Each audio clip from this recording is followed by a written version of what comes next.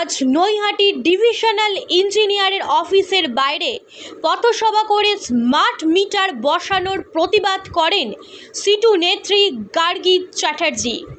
সাধারণ মানুষের ওপর স্মার্ট মিটার বসানোর জন্য জোর করা চলবে না, এই নিয়ে প্রতিবাদের ঝড় তোলে সিপিআইএম। দেখুন সবিস্তারে প্রতিবেদনটি এনএন বার্তায়।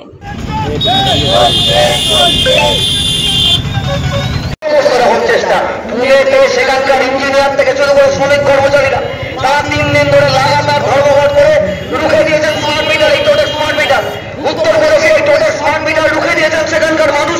তারা হচ্ছেন শ্রমিক কর্মচারীদের সঙ্গে নিয়ে হরিয়ানা পাঞ্জাবে রুখে দেওয়ার কাজ চলছে। আমাদের দাঁড়িয়ে আমাদের এমপিরা যে কজন আছেন দিল্লিতে, যে কজন আছেন কেরালার সাংসদ আমাদের ট্রেড ইউনিয়ন নেতা রাজ্যসভায় এনামুল করিম, তিনি বলেছেন এই টোটাল স্মার্ট মিটার বসালে পরে গোটা দেশের কৃষি ক্ষেত্র ক্ষতিগ্রস্ত হবে।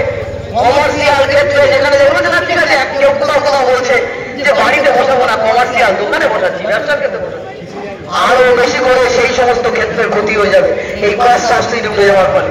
এবং এই কনজামশন, আপনি কত কনজাম করেছেন সারাদিন সকাল থেকে রাতে আপনি হাতে মোবাইল নিয়ে বসে থাকবেন যে আপনি কতটা পেলেন, কতটা ব্যবহার করলেন, কতটা গেলেন। এখন বলা হচ্ছে যে না ঠিক আছে আপনার কেটে যাবে না, আপনার 300 টাকা ভাগ হবে। এটা প্রথম যেমন জিও এসছিল, এয়ারটেল এসছিল, ওরা বলেছিল ঠিক আছে ভাগবে, কোনো অসুবিধা নেই, আপনার কলটা ভাগবে। এখন বলা হচ্ছে জিরো ব্যালেন্স হয়ে গেলে পরে ইনকামিং কল আর থাকবে না। সেই রকম ভাবে আপনার